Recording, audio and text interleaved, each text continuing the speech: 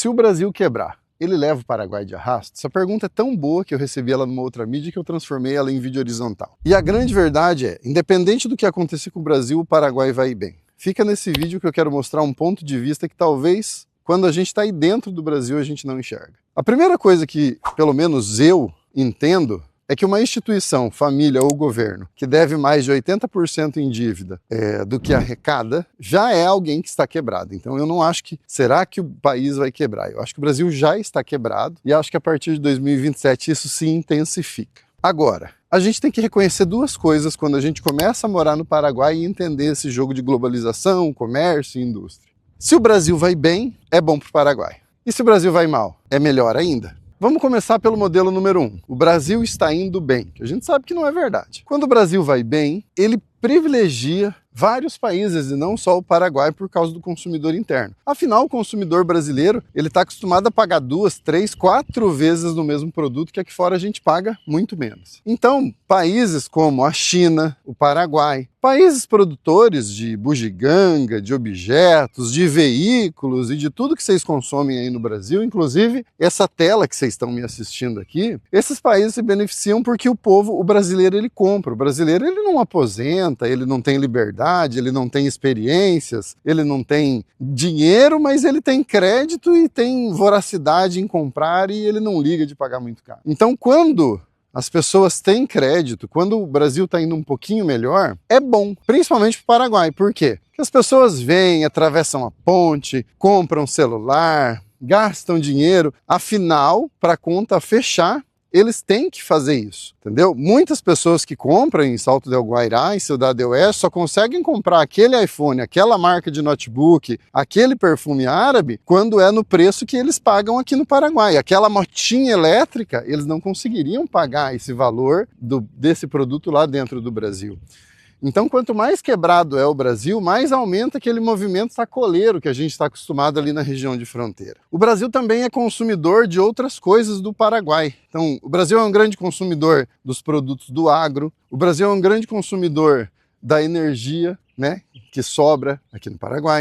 Então percebam que o Brasil é um grande consumidor de muitas coisas que o Paraguai produz, tá? Não só lá dos bugigangues de Cidade Oeste, Guaíra, Pedro Juan e... Então, quando o Brasil está bem, quando o brasileiro está com dinheiro no bolso, isso é muito bom para o Paraguai. Mas a pergunta é, Marlon, o Brasil está quebrado. A partir de 2027 o bicho vai pegar. Aí o Brasil vai quebrar de vez. Traz o Paraguai de arrasto, porque afinal o brasileiro vai ficar ainda pior de grana. O brasileiro também está endividado. Então, é provável que boa parte dessa benéfice do brasileiro ir comprar aí no Paraguai e deixar dinheiro aí no Paraguai vai ser exaurida e daí o Paraguai vai falir. Rapaziada, vocês estão muito enganados. Das 29 mil indústrias que existem no Paraguai, algo em torno de 335 indústrias são a tal da maquila, que são indústrias que fabricam para vender para fora. Dessas indústrias de maquila, só 60% são para vender para o Brasil. Então, olha lá, menos de 1,5% das indústrias paraguaias produzem para vender para o Brasil. As outras produzem para vender para outros lugares do mundo e para o mercado interno. Outra coisa que as pessoas se enganam muito é que o Paraguai vive do comércio fronteiriço. O comércio fronteiriço ajuda e ajuda sim, mas ele não ajuda tanto. A grande verdade é que existem famílias e lojas que meio que tem um oligopólio ali da fronteira e você vai perceber que apesar de ter muito bafafá e muito zum zum zum, a maior parte desta grana fica entre as mesmas famílias e as mesmas cabeças quando a gente fala do comércio eletrônico da região de fronteira. 5 ou 6 lojas que têm destaque, que pertencem a poucas pessoas e que pagam um salário mínimo ou menos e que movimentam aquele centro comercial e daí existe em volta do centro comercial, existe uma pessoa humilde que vive com a vanzinha velha dela ali, com a motinha, né? Mas não são pessoas que enriquecem e ganham tanto dinheiro assim. Então, o que acontece?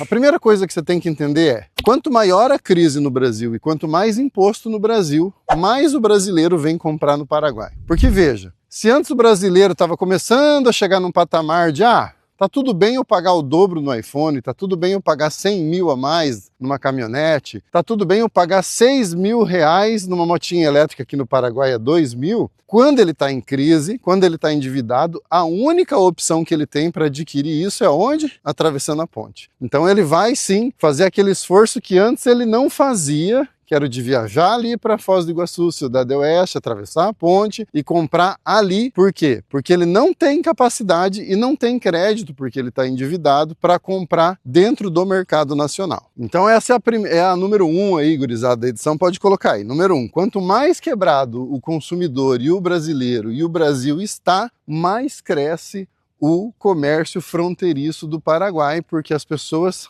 não querem preço baixo, elas precisam de preço baixo. Número 2, o Brasil está quebrado e não está mais conseguindo criar infraestruturas de energia. Isso faz com que aquele 50% da Itaipu que pertença ao Paraguai seja uma boa barganha para o governo paraguai. Então, se antes o Paraguai vendia a preço de banana, aquela energia que se sobrava, agora você já teve empresas como a OpenAI e a Microsoft que já visitaram o Paraguai para oferecer, para comprar aquela energia. E se você brasileiro acha que a tua conta de luz está caro, imagina a hora que o Paraguai deixar de vender os 50% de energia da Itaipu para você aí. O Brasil vai ter que arrancar essa energia da onde? Já pararam para pensar nisso? Então veja que o poder de barganha de energia, em conjunto com eu não tenho dinheiro para aumentar minha capacidade de produção de energia, vai fazer sim com que o governo brasileiro seja prensado de uma forma que ele tenha que pagar mais caro para o governo paraguaio. Número 3, benefício do Brasil estar quebrado, do Brasil ter essa política nojenta que ele tem contra o empreendedor e contra pessoas que têm boa capacidade técnica. O êxodo da mão de obra. E aí aqui eu não coloco só o Paraguai. Para todos os países, é muito bom que o Brasil seja medíocre, que ele chicoteie o empreendedor e que ele não dê valor ao trabalhador. Porque estas pessoas, tendo ou não dinheiro, vai chegar uma hora que elas são tão apertadas que elas vão sair do Brasil. Então você está tendo uma capacidade gigante de boa mão de obra técnica, de bons empresários, de boas famílias indo para outros países. O Paraguai está recebendo essa galera de braços abertos, com baixo tributo, baixo imposto, não incomoda quem quer empreender, entendeu? Com uma boa qualidade de vida, baixa criminalidade. Então, quanto pior ficar o Brasil, mais ele manda pessoas qualificadas. Quanto pior ficar o Brasil, mais ele manda pessoas inteligentes embora do Brasil. Por quê? Porque a pessoa qualificada, a pessoa inteligente, a pessoa que entende o que está acontecendo, ela se sente sufocada e ela percebe que ela não vai ter um bom futuro ali. Então ela vai embora. E o Paraguai tem aproveitado muito disso, tem vindo muita mão de obra qualificada, muito empresário bom para cá. É óbvio que o dinheiro graúdo vem atrás destas pessoas. Então talvez vocês não saibam, mas quando esse tipo de pessoa vai embora, quando o cara tradicional, quando a mão de obra técnica vai embora, é esse o cara que tem a conta gordinha. É esse o cara que tem negócio, que tem investimento. É esse o cara que tem dinheiro guardado, que tem previdência privada.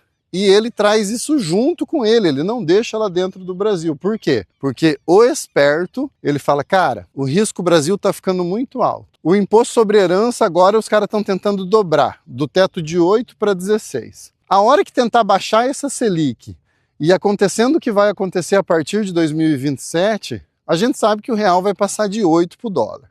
Provavelmente, depois de 2027, os caras também vão enfiar um imposto para você tirar o teu dinheiro de dentro do Brasil. Já tentaram fazer isso retendo, subindo o IOF para o dinheiro sair. E quem entendeu essa parte do vídeo é justo o cara que está pensando em sair do Brasil. E esse cara, ele não traz só o filho dele que vai ser um bom trabalhador, ele não traz só a filha dela, os filhos ou a filha que vão ser bons profissionais, bons técnicos. Ele não traz só a esposa, ele não traz só a capacidade de mão de obra dele ou a capacidade do dinheiro dele. Esse cara traz o dinheiro dele para fora do Brasil. E antes isso não acontecia. Mas agora, como o Paraguai está sendo visto como muito mais seguro economicamente pela SP, pela Moody's, pelos Estados Unidos, como está tendo uma demandada muito grande, como você consegue deixar o teu dinheiro dentro do banco, gente, não é em imóveis, dentro do banco, em dólar, muita grana está vindo para o Paraguai Não porque o Paraguai está virando Nova Dubai ou Nova Suíça, mas porque quem tem dinheiro quer duas palavras. A palavra número 1, acima de tudo, é segurança. Ele quer saber que aquele dinheiro que ele conquistou está ficando seguro. Então, por exemplo, nós temos clientes que não gostam do Uruguai. O Uruguai defende o aborto, o Uruguai defende a maconha, o Uruguai não tem tanta isenção de imposto, mas o Uruguai, por exemplo, é um país seguro. Então tem clientes que olham o Uruguai para usar como caixa forte. Esses clientes agora estão começando a usar o Paraguai. Por quê? Porque começaram a ver uma mudança extrema e significativa na segurança de investimento, na segurança monetária do país chamado Paraguai. Baixa inflação real, crescimento real, entendeu? E a segunda palavra que quem tem dinheiro gosta muito, e essa o Paraguai está dando show aqui na nossa região, é previsibilidade. Então o que acontece? Eu sei que amanhã eu vou acordar e que não vai surgir um imposto do nada. Eu sei que amanhã eu vou acordar e que as taxas bancárias vão ser as mesmas. Eu sei que amanhã eu vou acordar e a inflação não explodiu. Sei que amanhã eu vou acordar. Vocês entendem isso? Segurança e previsibilidade. O Paraguai entendeu esse jogo e o Paraguai entendeu que, para crescer, nós precisamos de indústria. Para crescer, a gente precisa da galera que gera negócios e que dá emprego. E não benefício. O melhor benefício social, se você pegar todos os vídeos do Santiago Penha dando entrevista, ele fala que o melhor benefício social que um país pode trabalhar em cima é geração de empregos. Ponto, e é isso e acabou. Tá? Então veja, se o Brasil vai bem, o que não vai bem, vocês vão ter pelo menos de 10 a 15 anos de um Brasil bem ruim. Vocês que geram dinheiro, vocês que empreendem, vão ter uma conta bem grande da esquerda para pagar daqui para frente, independente do resultado da eleição. Vão ter uma geração bem difícil para vocês tentar reeducar nos próximos 10 anos aí. Se o Brasil for bem, o Paraguai continua indo bem. Se o Brasil for mal, o Paraguai vai mais bem ainda. Então, independente do que acontecer no Brasil, nós temos o contrário do Brasil, que enquanto vocês vão ficar 15 anos lutando, né, para tentar sobreviver, lutando para tentar manter o pouco de patrimônio que vocês criaram, nós temos de 15 a 20 anos aqui de crescimento que só não ganha dinheiro se a pessoa não quiser.